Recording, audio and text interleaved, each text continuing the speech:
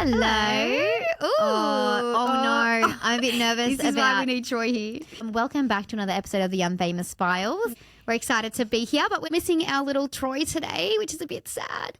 Yes. I'm just stuck with Shay. Great for me. It's just me and Taryn here today talking to you guys. And usually when we talk to each other about stuff, it's usually just talking shit. So let's see what happens. Yep, I'm nervous because I feel like Taryn's going to talk over the top of me the whole time. Excuse me, if anyone can vouch for the last few episodes, it has just been you talking over the top. So I'm pretty sure we're going to be okay with that. All right, keep tabs at home. I'm nervous because Taryn has the buzzer, so she's probably going to be just favouring herself the whole time. I reckon Shay will be the most best behaved today than any other time. But anyway, today we were going to chat, we're talking about, so this year we had like our very first TikTok go like super viral. We were big, 1.2 million views? 1.3 1.3 million views. We were so excited. We're like, this is our big famous moment. 10 seconds of fame, here we are. Lasted a couple of days and then that was it. We had to go back to the Unfamous Files. Yeah, that's all right. We had it. It was good while it lasted. Obviously, when people say this, like, you really want to be famous, right? But you know what that means? That means trolls. And we were just like, well, like I've said before, we're pretty thick-skinned. We just, we grew up that way. I think growing out in the West as well, we keep pretty level-headed. So we're very thick-skinned when it comes to stuff. So most of the comments didn't really bother me that much. And I think we usually take the piss out of ourselves anyway and that kind of thing. But like Taryn said, like, we always thought we'd be fine if we get trolls, like, ha, ha, ha, it's so funny. And then there's always that one thing. Comment. There was that one comment that just, cut me deep. Cut me, like, so deep. There was the one that was like, why does the twin on the right look significantly older than the twin on the left? And that was me. And I was just like, I don't know why that hit me so hard. I guess I am 10 minutes older, but fuck, they were like significantly. Then there was like a chain. There was a chain of comments under that said, it's because she must do drugs. It's because she's homeless. It's because sun damage. Guys, don't be mean. It's just sun damage. And I was like, to be fair, it probably is sun damage because I go out into the sun way too much. But it was savage. Like, it was comment after comment after comment. So this is leading into our topic today, which is we're going to be talking about aging and aging in general. Aging in the industry and performing arts is even a whole nother can of worms. Yeah. But yeah, I had to try and tell Taryn, like, it's okay, you look fine, it's just the lighting. Yeah. So then we backed it up with a funny little TikTok straight after it, which went pretty well too. Just of us being like, wait, do I look older? Do you look older? Oh my God, wait, if I stand here, is it better? Is it fine? Is it not? Yeah, we tried to cover it up pretty well, we thought, but at the same time, it did, like we said, it hurt a little bit. And I think it's so interesting, this topic, in particular in the acting industry and the performing arts industry. I guess harder for like on-screen acting more than anything as well, or if you're like, really like, in the limelight that way, I guess probably modelling and things like that would be the same. But I remember even at acting school getting told when we were 19 and getting told, no, if you don't have an acting agent by 26 in America, like a US one, it's not happening because your career's basically over as a woman. And it's like at 26, like, what the hell? And we even had some friends who were around that age and they were going to agents and the agent's first question was, how old are you? And it's like they had some smart, witty comments being like, well, how old do you think I am? I'm like, oh, God, keeping that in the bag. We've used that one ever since. I've used that one ever since. And I think it's just starting to hit Tara and I because we've always had been lucky enough to have quite baby faces. We looked quite young for our age and usually everyone's like, oh, like, we've been asked for ID all the time. Like, those days 18? Oh, yes, those days are so gone now. Now it's always like they check with me first. ID. It's like, really? I'm only 32. I know. Do you need to be checking my ID? I know. But it's such a tricky topic because, like we said, we had friends that were first thing you get asked about is your age, and then some acting teachers saying you shouldn't mention your age because they're going to be frowning upon you, which I feel like, especially in acting, why is that such an issue when there's characters that play every age? Like, why? I don't understand why women in particular looking older is such a bad thing when you need someone to play the mother, you need someone to play the grandmother, you need someone to play the child, the teenager. It confuses me. Yeah, even if someone is, playing a 28-year-old or 30-year-old, why do they have to look 21? Why do they have to look 23? Why do they have to look like they have zero wrinkles? Like, it's so unrealistic, but yet it's not attractive to men on screen if a woman's not like fully airbrushed looking. And it's like, well, that's funny because, you know, my partner personally, like, he hates the thought of me when I mentioned being like, I want to go down Botox, or I want to do this, or I want to do that. Like, he absolutely, like, he's like, whatever you want to do. But to him, he's like, you don't need it, you don't need it. So the fact that for some reason this Hollywood industry has this idea that Men women only want to see women in a certain way. Right. Yeah, that's true. And it just doesn't seem like, I don't know, in my experience, it hasn't been like that. But personally, I don't try not to go off what other people think of me. I really do try and go off how I feel. Yeah. And I think, you know, obviously when we got the first audition last year remember that mum audition? We both got sent for it. We're like, are we actually getting sent for the role of a mum now? Like, I know we're 32 and there's a lot of parents who are obviously 32. Yeah. And we have some kids that we teach that are like 8 and 9 and they're like, oh, you're the same age as my mum. And I'm like, oh, kill me now. I didn't realize, I keep forgetting how old I am. Mm-hmm. But that kind of hit a little bit of this, you know, ego a little bit. I don't know, thinking about it now, Shay, just as we're talking about it, I feel like the industry might be taking a little bit of a turn with this. Only because now I'm thinking about all of the genres and the films that are really popular now. Everyone's wanting to see that real life drama, raw stuff. And I feel like women aren't getting made up as much. Like, you know, you still got the gorgeous like Scarlett Johanssons and Charlize Therons and stuff like that in those Hollywood blockbusters, but they're also doing those really raw sort of characters. And I don't know, I think, what was that thing that we were watching last year, that show with Keira Knightley, and she was an agent, and everyone was like, oh my gosh, like, you know, Keira Knightley looks so old in this, blah, blah, blah. She's really embracing her age. But it was, you know, she was just playing her age. She was playing a 40-year-old woman. And yeah, and it was hard because she got some good feedback and she got some real hard criticism about it, being like, oh, well, she's looking old now. And I personally liked that she got casted in that role because she was playing the age, you know, like she was supposed to be playing. And she's fabulous in it, and she's gorgeous. Keira Knightley's amazing.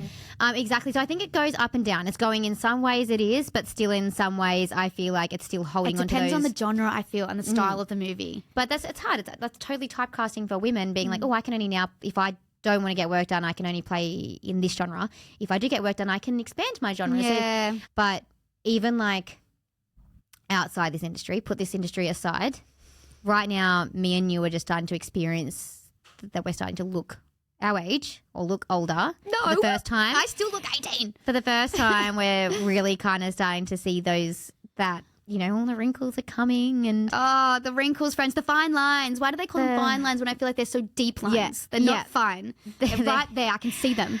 So what do you personally, how are you in everyday life feeling like... Are you asking me? I know you must be asking me, but it sounded I feel like you were like asking the viewers, call on in. No, I'm asking you. I'm saying like outside of like, yes, aging in the industry fucking sucks and it's confusing and hard to navigate and it's a real personal journey.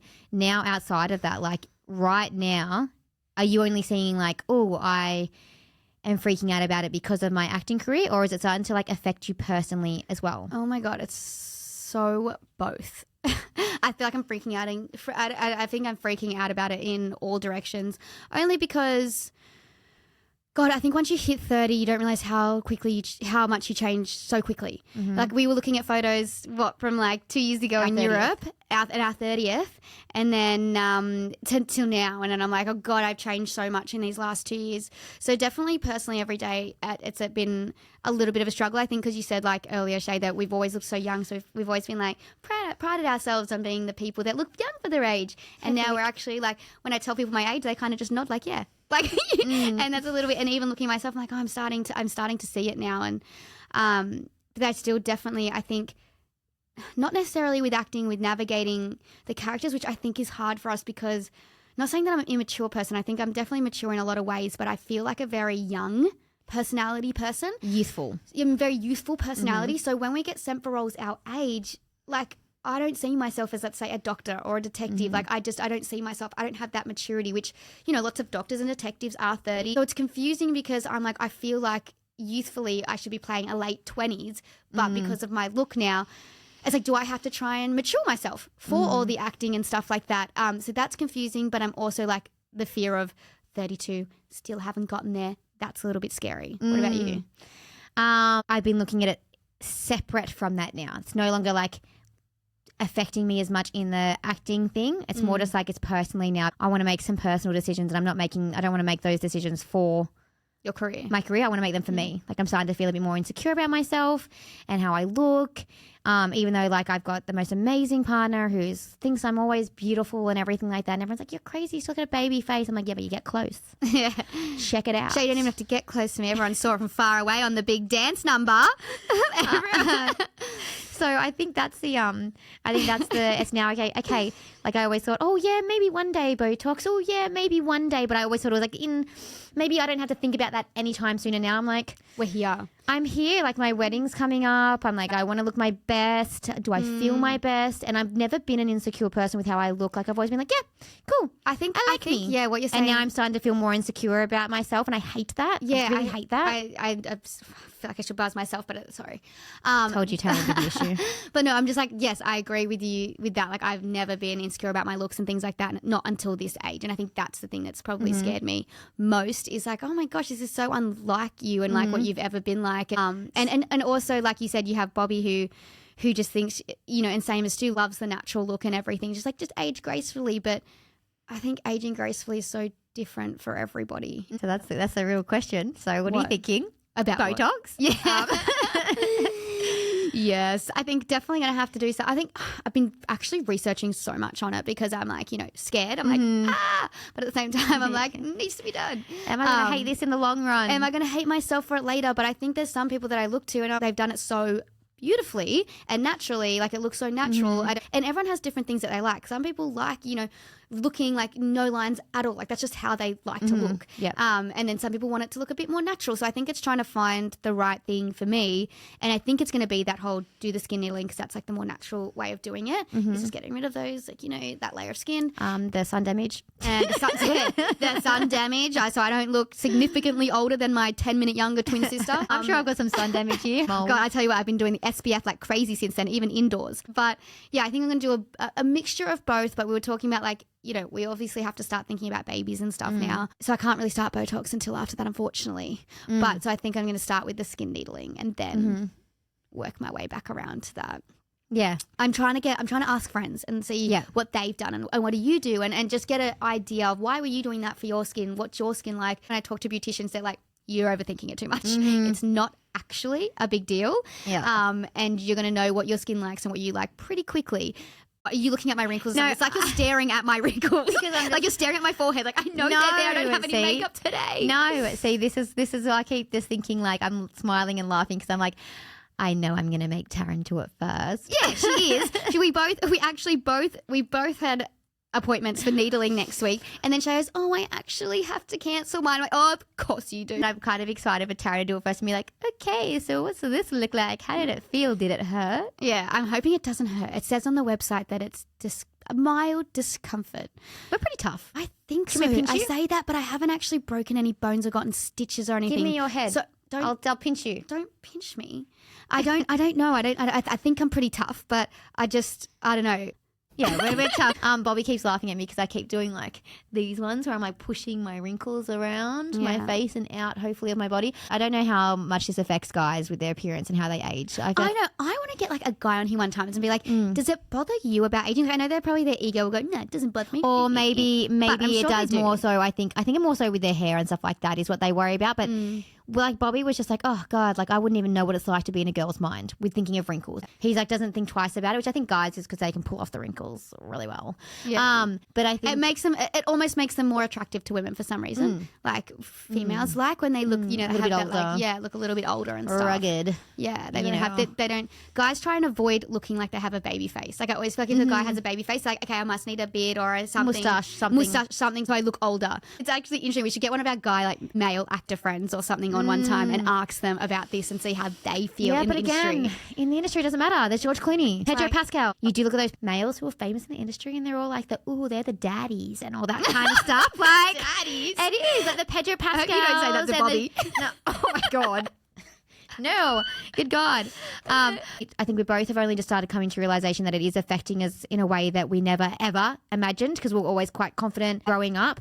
But it's definitely starting to affect me. I would definitely say to people like, It's your personal opinion. Who cares if you want to get Botox? Who cares if you don't want to get Botox? I think you're the one who's got to live with yourself every day. So what you want to do should be what you want to do, and no one else's opinion and no one else's choice. And I feel like aging gracefully in like, you know, is so different for everyone. Like, you know, sometimes people say you should just age gracefully. And I'm like, yeah, but that can mean different things to different people. Like you can age gracefully in so many different ways. It can be the natural way, or it can be like, but like you said, you know, you have to live with yourself for this next whole part of your life. Like we've still got the whole rest of our lives to go, more than half of our life to go still. And we've got to live with ourselves every day and like how we look. And I think it's really, you know, that's the only person who can decide on what they want to do, is yourself. Jay, and I just think we were just on our road trip home last night and we were listening to musicals. We never get to listen to our musical playlist with our partners because they don't like it. So me and Jay were belting out all of our musicals and Hamilton, and we're listening to one song and there was a quote. This works so well with this right now. You can't control aging. It's going to happen. But the quote from the song was, "You are the one thing in life that you can control." So ultimately, it's up to you. And yep, that's the buzzer. So we've had a great little chat about this. I feel like this is something we could definitely talk longer on. Yeah. But we will catch you guys next time, hopefully with our Troy Boy back. Yes. Bye. Bye.